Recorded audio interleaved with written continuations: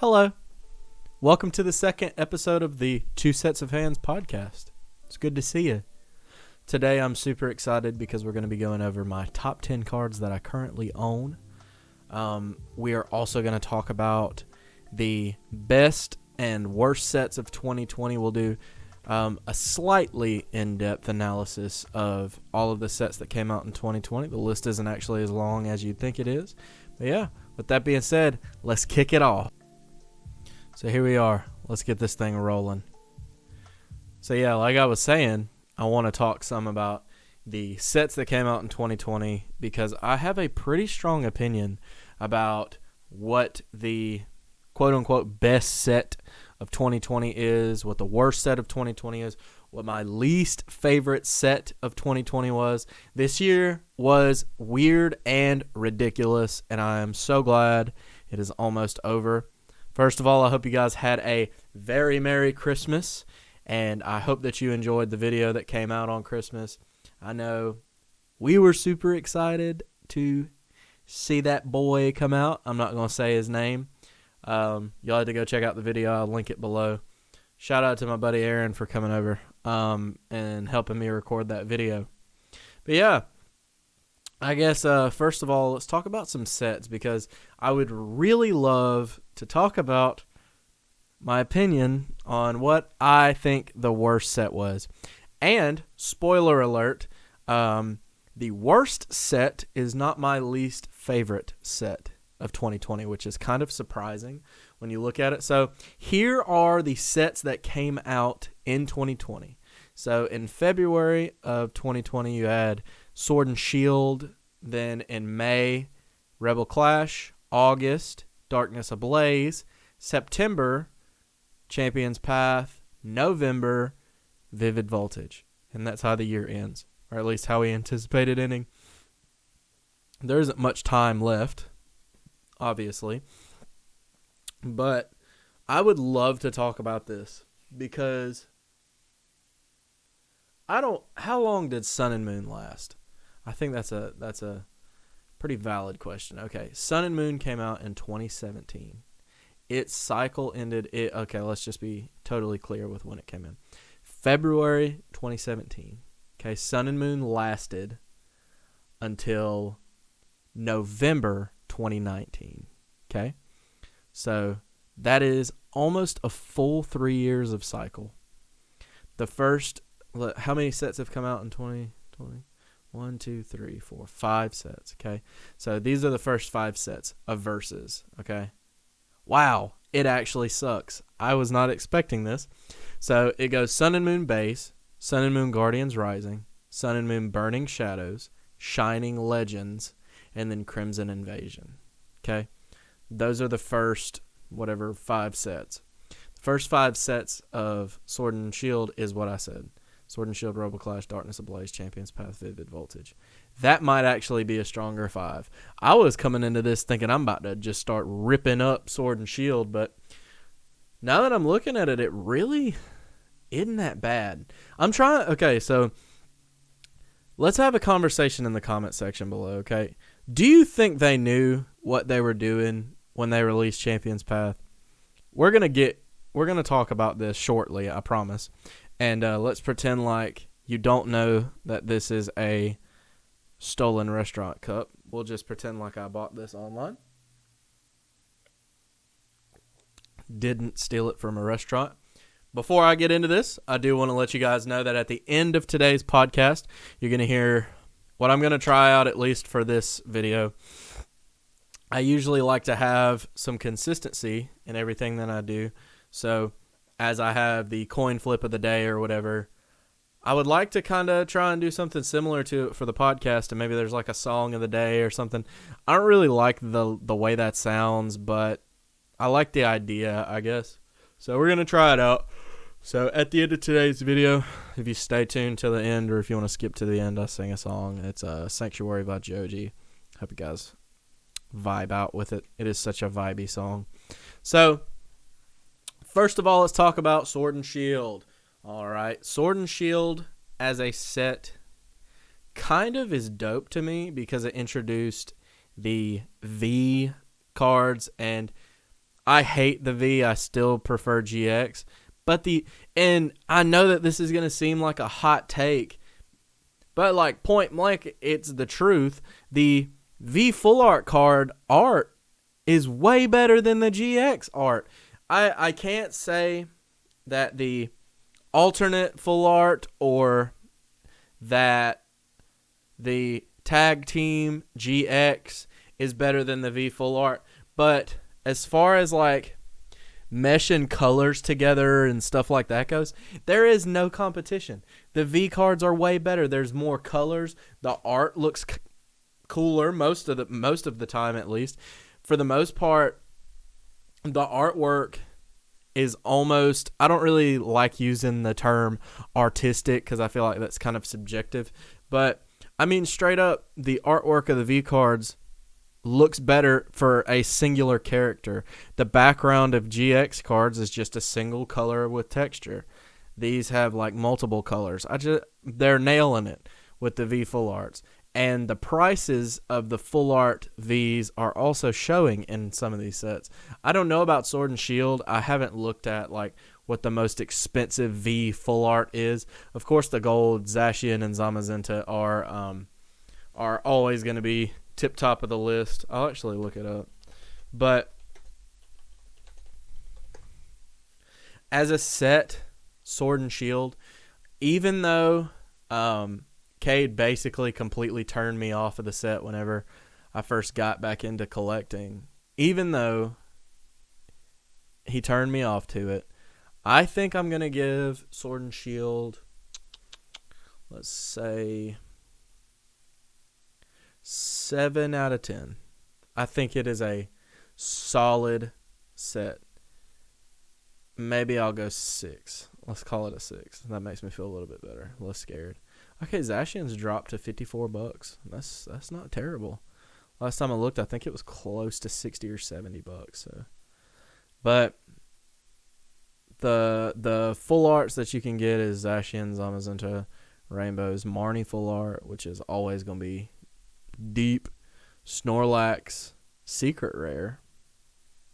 Anyways, there's a lot of Kanto Pokemon in here, mixed in with some new ones, which is a recurring theme with the newer sets.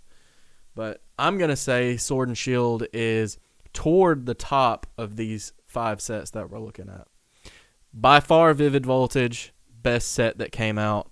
You can argue all you want with me about how there's more expensive cards and all this crap, but at the end of the day, the Rainbow Pikachu, the Rainbow Chonkachu, as some of you kids call it, the Rainbow Chonkachu is a good compromise for the Rainbow VMAX Charizard from Champion's Path, which I'm saying is like top of the food chain as far as like maximizing profit goes. I think that Chonkachu is a very good, like almost to value, almost to par, and with the popularity of Pikachu in itself, I think that it is dope. I think it is a dope card. Sorry. But you also have the incorporation of the amazing rares, which are fantastic, even though they're not like the rarest thing in the entire world, which I thought they were going to be. They're amazing looking cards, seriously. Like, they are so dope. Vivid Voltage, I cannot say enough. There's gold cards in it. There's rainbows in it. There's the amazing rares subset, basically, is what I consider it. It's a lot like Cosmic Eclipse, but with gold cards. I don't think there was gold. Yeah, there shouldn't have been gold in Cosmic Eclipse. So let's look at the next quarter of Sword and Shield and look at how they progressed. So next is Ultra Prism, Forbidden Light, Celestial Storm, Dragon Majesty, and Lost Thunder. Solid sets. But at the end, good lord, the last 5 sets. We're going to skip Detective Pikachu. That is what it is, you know what I mean? Team Up, Unbroken Bonds, Unified Minds, Hidden Fates, and Cosmic Eclipse. That is the best, I guess that's considered a quarter. That is the best quarter in Pokemon history. Hot take. I don't care what you got to say about it, bro. That is the best 5 sets freaking ever. Like, if I was around when each of those sets came out, I would have eaten it up. Team Up still to the day is one of my absolute favorites.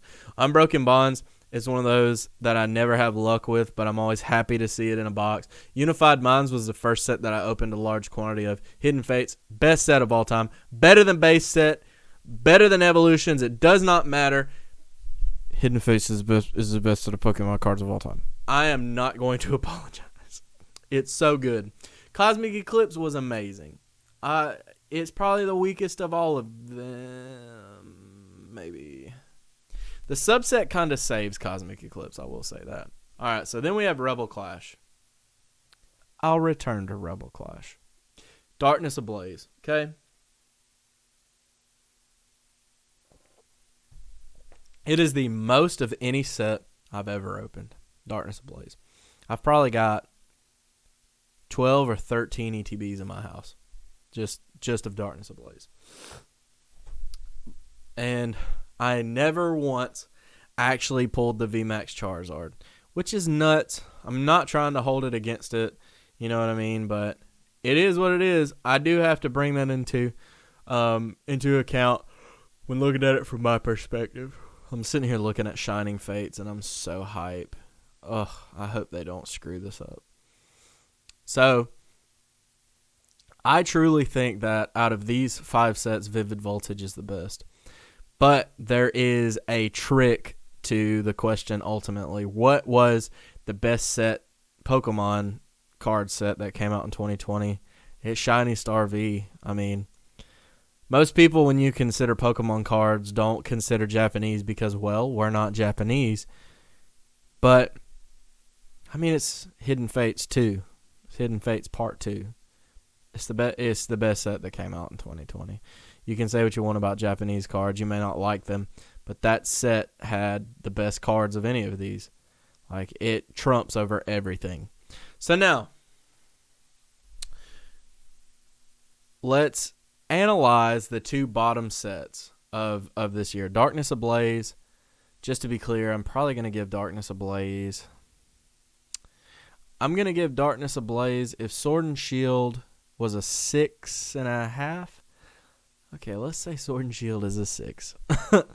I'm going to say Darkness Ablaze as a whole, as a set, I'm going to say 7 as far as like preference goes. I am burnt out, but when I was opening it and it was new and I had no bias whatsoever, I was vibing with it. I'm going to say 7. Vivid Voltage, I will definitely give it a 7.5, maybe an 8 if Hidden Fates is 10. Vivid Voltage is a good set. I haven't opened a whole lot of it, and I hope that that's not influencing my opinion of this set, but it is good. Okay, so now let's talk about the bottom 2. Rebel Clash, we need to have a talk. I know that there are a lot of competitive cards in Rebel Clash. I understand that. Most of the common reverse cards in Rebel Clash are extremely playable, which drives the value exponentially. I get that.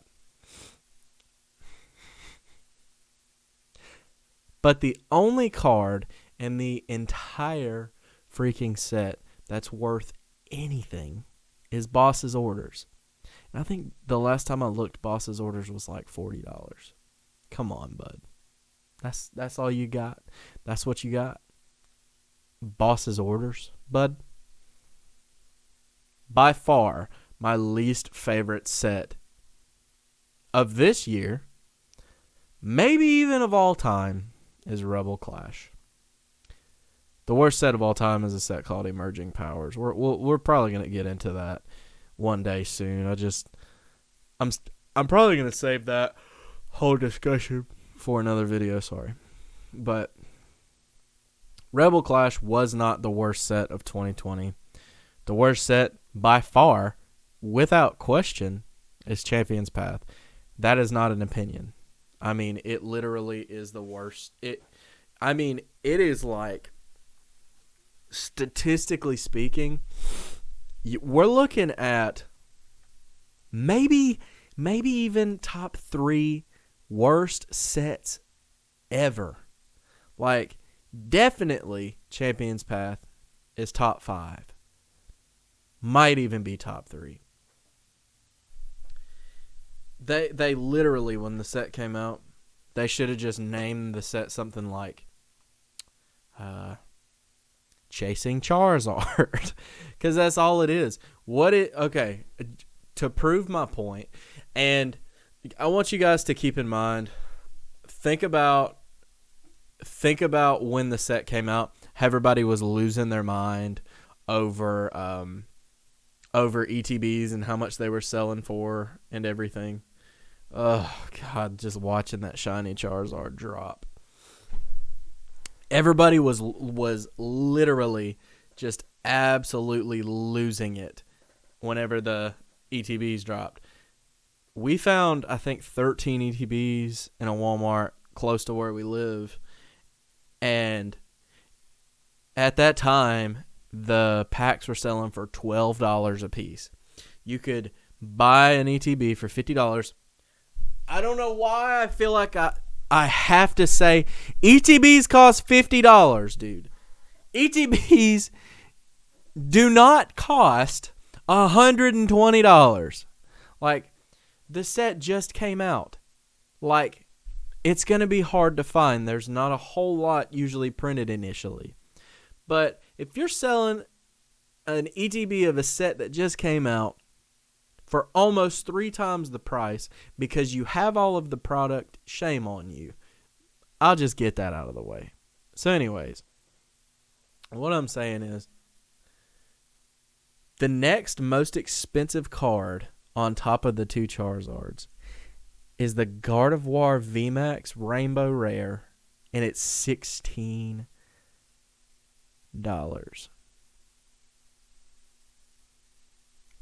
What a joke. I don't feel like investing my time into looking up the pop reports for the PSA submissions for these Charizards, but I know for a fact that there have been 2,000 submissions for the Champion's Path Charizard V. I believe it was that one. It was either that one or VMAX. Either way, it doesn't matter. If it was either of those, that's what we're focusing on. This set came out 2 months ago, okay? There have been 2,000 submissions for the Charizard V. The pop report for the Charizard holographic card for Evolutions, which came out in, I don't want to sound like an idiot. I want to say 2016.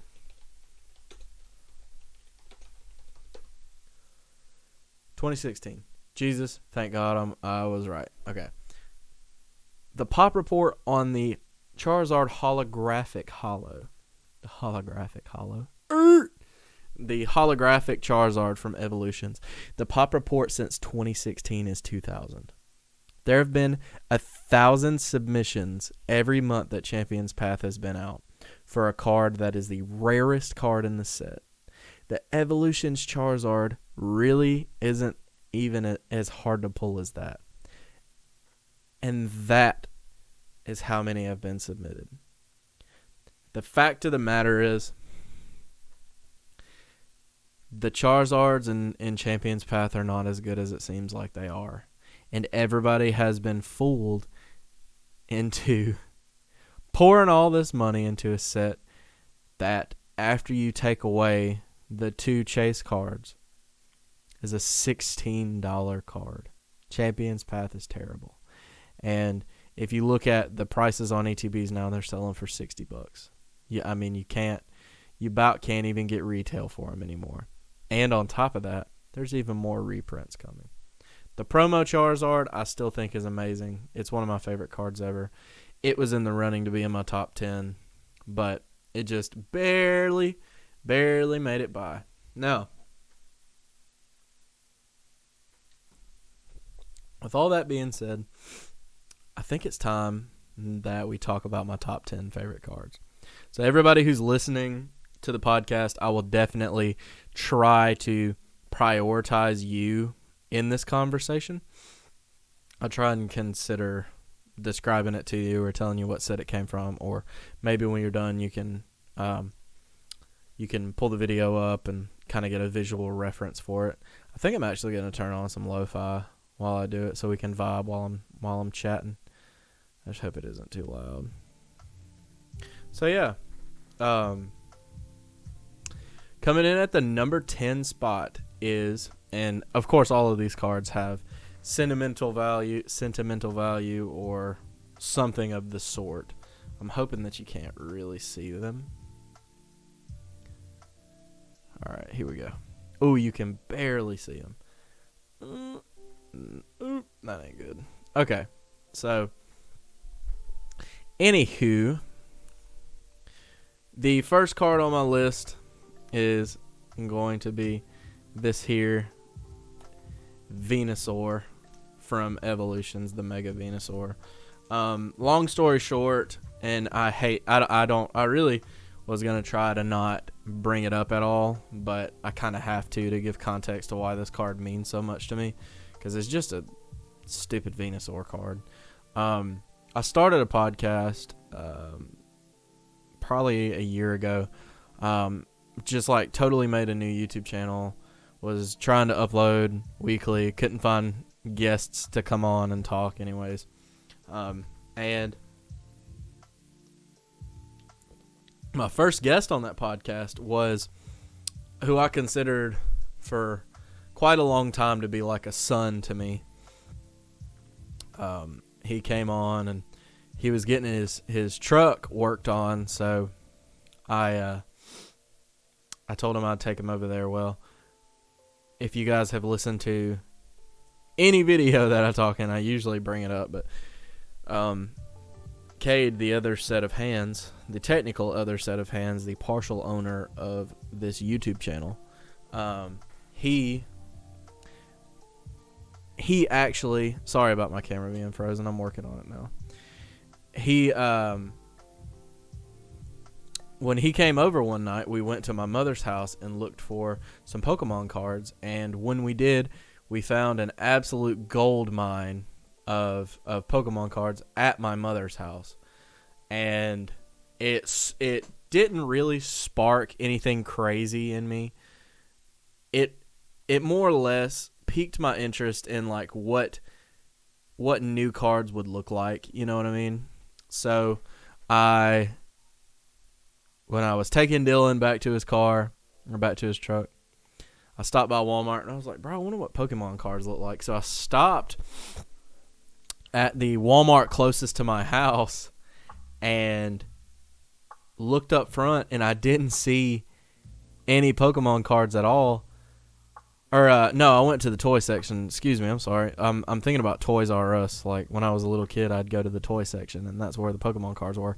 Well, I went back there and I didn't see any, and they had these little Kanto power tins. I actually still have one of the ones that I opened back then. Excuse me for just a second. If you're watching on YouTube, this is what I'm talking about. But they're basically little tins that have 3 packs of cards in them, or 2 packs of cards and a coin. And I think they were like $9 or something like that. And it had an Evolutions pack in it, which I, of course, know nothing about. At this point, I knew nothing about Pokemon. And I opened it and Burning Shadows, which, of course, had nothing. But I opened the Burning Shadows. I think it was Burning Shadows. It might have been Crimson Invasion. Who really cares? And it had this in it. And the joy that I felt when I pulled this stupid Venusaur card was like the happiest I've been since my dad was alive. And like looking at it still, I can't help but smile, because it started all this channel, you know, how my life is now. It's just insane. And the drive from running the eBay store that I had, it put so much responsibility on my shoulders. It made me believe in myself enough to consider taking on like a legitimate management position at the job I currently work at. This card changed my life. I mean, It's honestly almost even hard to not get choked up thinking about it. Because even so much has changed since then. Like, I want to spend the rest of my life at my job now. So, yeah. I'll set it off to the side and do like a deep sweep of cards as we go along. All right, the next one up. Full disclosure, it was very hard to not make this top 10 as a flex. Like, just not put my base set Charizard and my Dark Blastoise minty pack fresh cards, you know, like all my Wizards of the Coast cards, my Dragonite and Gengar and all that. By the way, Cade, all the cards Cade got, he still has. There was a Misty's Gyarados, Charizard from E-Series, Expedition specifically. He got Dark Charizard, maybe the non-holo, I can't remember. Dark Dragonite, Sabrina's Gengar. Oh, he got all of it, dude. I'm thinking about trying to get some of it back, but they're all not great condition. And I made pretty good money on it. I didn't sell them at market price. He showed me market price. So here is card number 2. And I am specifically trying to not use this as a flex, I promise. But it is the only Gold Star card that I own.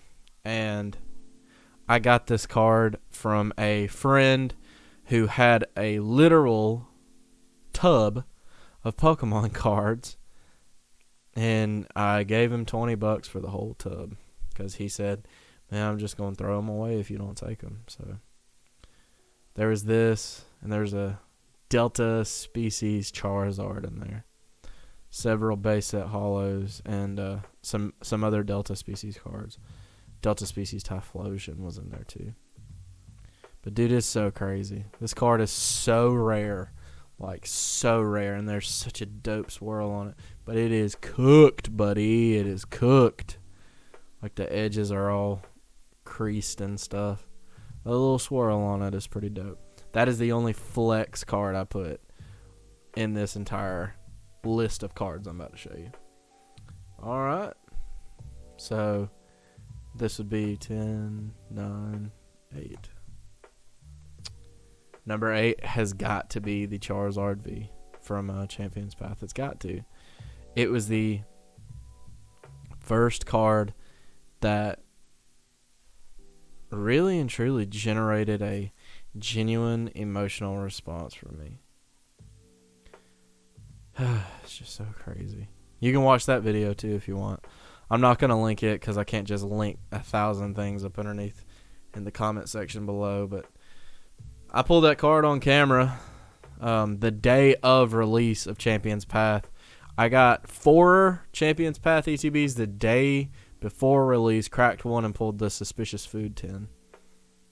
But yeah, that card means so much to me, and I'm so glad I didn't just ditch it the day I got it for, $2,000 or however much it was. All right, so now we are on 7. Number 7 is what I consider to be the best art of any Pokemon card ever made. I don't know who made this. What does it say? Uyama. That's dope. Uyama made this card. But it is genuinely the most amazing card. I could not believe that this was a real Pokemon card when I saw it. I saw it in a binder at a local comic shop or a card shop, and as soon as I saw it, I was like, I have to have that. And now I have a sleeve. A card came in a sleeve that had that same card in it. I thought it was amazing. But yeah, I literally worship this card. It's so sick. So the next card, and of course I'm saying all of these cards mean so much to me or whatever, but this Zapdos literally does mean, so it just means more than you'll ever understand. Like, when I was a kid, everyone had this card, the base set holo Zapdos, and like in the grand scheme of cards, I could show you like no flex intended here, but like I have got some extremely expensive Pokemon cards, and I've got an extensive collection. Hell, there are probably I think we counted like 12,000 cards behind me. At any given time in any video that you're watching, there are 12,000 cards behind me. But for some reason, out of all the cards on planet Earth, I wanted that base set Zapdos so bad. And, once I became an adult, and I got back into this and decided this is what I wanted. This is where I wanted all of my money to go, I guess. I had to get one, and I am so thankful that I finally have a card I've wanted since I was literally probably in first grade. I've always wanted that card. I've got it. And it's not in the best of condition, and I don't care. Alright, the next one is the Shining Mew. It is everything. I mean, the aesthetic of this card is literally just me to a T. It is Mew, which I recently found out I love. It's Galaxy, which is everything to me. And it's purple, dude. Come on. And who doesn't like a shining Pokemon? I still predict these cards to explode in the future. But I'll show you guys a cool little tidbit of information. I've pulled 4 of these. I've pulled 2 of the Mewtwo. And there's one other card. Oh, I've pulled like 6 Rayquazas. So when I pulled this is how much it was worth. I don't know if you can see that. It was worth $8.50 when I pulled it. I sold 3 of them for $8.50. The Shining Charmander from Hidden Fates. I sold a set of 3 of them for $9. And now I want to die. But yeah. I wish that I didn't have such nostalgic and amazing cards, because I would absolutely just the Mew card, anything that has Mew on it is already just gonna be all up on me. So yeah, anyways, let's go to number 3, which, boys, top 3 was tough. I think I'm confident though. It's weird. And it's weird that there's no Scyther in the top 10. I thought about putting the shiny Scyther from Hidden Fates, but I was trying to be totally honest. It was a tie for the longest until I just broke it down and I was being real with myself. The tie, which was broken, and Tyranitar lost. This card is one of the cards that means the most to me. I remember pulling this card, which is crazy. I literally remember when I was probably in first grade, pulling it out of a Neopack. And for some reason, it is immaculate. Like, I'm going to get it graded eventually, and I don't even care what the grade comes back as. I'm just so happy that I didn't screw up and sell my cards when I was a kid. I sold all of my little figures, and now I collect figures, and it's like so devastating thinking about it. And I'm grateful, because I know a lot of people just ditched all their old cards when they were younger. But I know you're dying to know who beat Tyranitar. And it's mostly for nostalgia, I'll be honest with you. But the card that beat Tyranitar is Kyogre from Hidden Legends, I think is what it was. I can't remember. But yeah, dude. That was the only EX that I remember pulling when I was a kid. And this was my absolute favorite card ever. Like, it is still like mint. And if you guys know old EX cards, like, they scratch easily, they indent easily, they bend easily, and this card is immaculate. I mean, I literally had them in like little crappy, probably came from Toys R Us, blue sleeves. Like, they were like these, but they were really thin and they were really cheaply made, and they were rubber banded together in this bag that you see behind me. that bag. They were just sitting in that bag full of stuffed animals. And, dude, some of them survived, and I'm thrilled. So here we are, number 1. What could it be? What could it be? Just kidding. It's number 2. The Mew EX from Radiant Collection. What I consider to be a perfect Pokemon card. It perfectly encapsulates everything that I love about Pokemon, and it's I just gush over this Mew. I remember the first time I saw it, I was like, I need 10 of those. Sorry, I forgot that was number 2, not number 1. So Kyogre was number 3. Mew EX from Radiant Collection is number 2. I'm so glad it's in expanded too, from what I hear, the expanded format. So here we are, finally. My number 1 Pokemon card of all time. Any guesses? Any guesses? Any guesses? What do you think it's going to be? If you know me in person, you already knew what it'd be. Because as soon as I saw it, I knew that I needed it. And when I first saw it, this card was $28. I paid $80 for it because I could not pull it. But my favorite card ever, by far, is the Latios and Latias GX team up tag team card. I'm so glad I own it, honestly. Like, I opened so many packs trying to pull that freaking card. And I think a lot of it is just because, like, when I was into whatever set this is, I'm calling it Hidden Legends, I think. I literally don't care enough to look it up, but when I was into that, Latias and Latios kind of came onto the scene, so to speak, you know what I mean?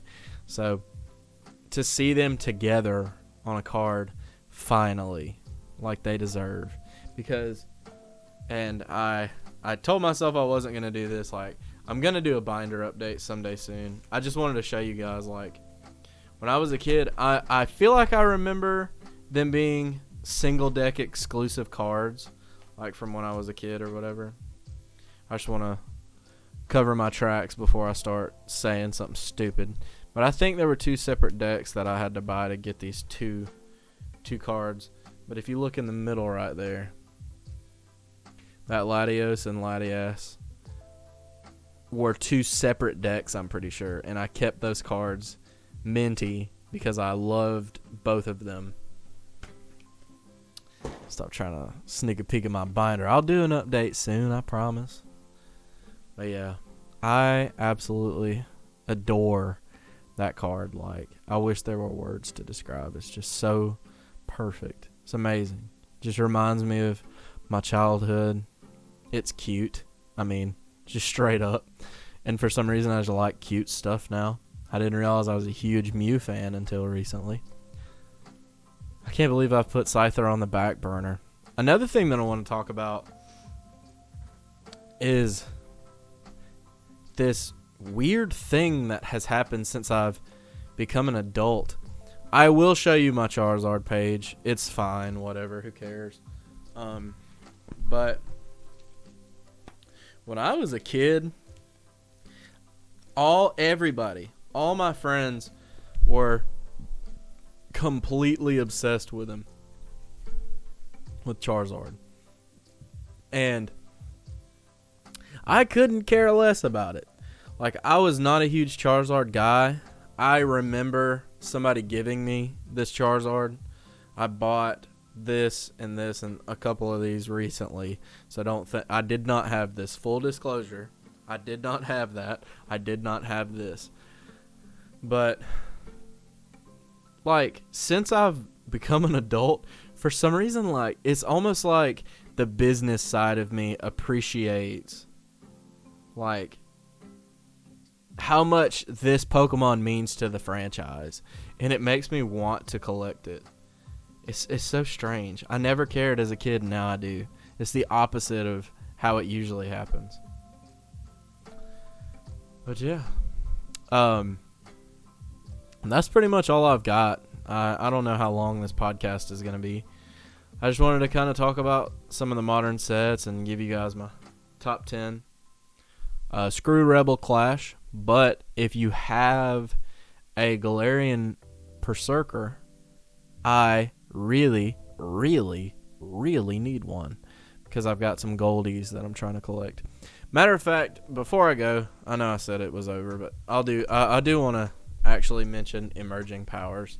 I'm just going to bring up the card list for everything. And I don't have all of the information in the world on emerging powers. Like, I don't know when it came out or anything like that. I was just going to tell you the numbers on it. It's insane. The most expensive card in all of emerging powers is $2.83. Second, $2.76. Third is an uncommon Pokemon catcher. Like, how did they release a set this bad? There's nothing good in it. Like, I'm looking at it and there's like no Kanto. There's no like favored Pokemon. I mean, it's crazy. Like, absolutely insane. How did they let this happen? Seriously. Kling Klang is the most expensive Pokemon in the whole set. There's hollows in it, but the hollows are the most expensive hollow is Terrakion, and it's 90 cents. I mean, that's yuck. I feel sorry for the Pokemon that are actually in this set. I don't even know what the set symbol looks like. But it's got the crappy Tornadus and who's that other one? Tornadus and Thundurus full arts that aren't really full arts. Those are the ones that are not even $3 that are in the set. But sweet Jesus. That is tough. Tough, buddy. Tough. But yeah, alright, so we're gonna cut away to me. I'm gonna play you guys a song. Like I was saying, it's Sanctuary by Joji. It's not a huge song. But yeah, I appreciate you guys hanging out with me, stopping by my place and sharing some good vibes with me. I hope you guys had a wonderful Christmas. I hope you have a happy new year. Be the best version of yourself that you can be. You know, live your life to the fullest. Be happy. There's not enough time in this world to do anything other than that. But yeah, I'll see you guys in the next video. Enjoy me singing a little bit. Aight.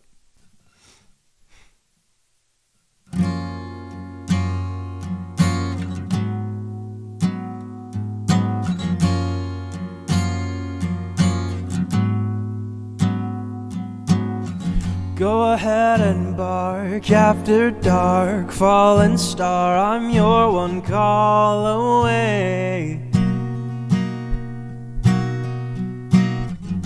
Motel halls, neon walls, when night falls, I am your escape. When you lay alone, I ache. Something I wanted to feel. If you've been waiting for falling in love, well, you don't have to wait on me. 'Cause I've been aiming for heaven above, but an angel ain't what I need. Not anyone, you're the one, more than fun, you're the sanctuary. 'Cause what you want is what I want, sincerity.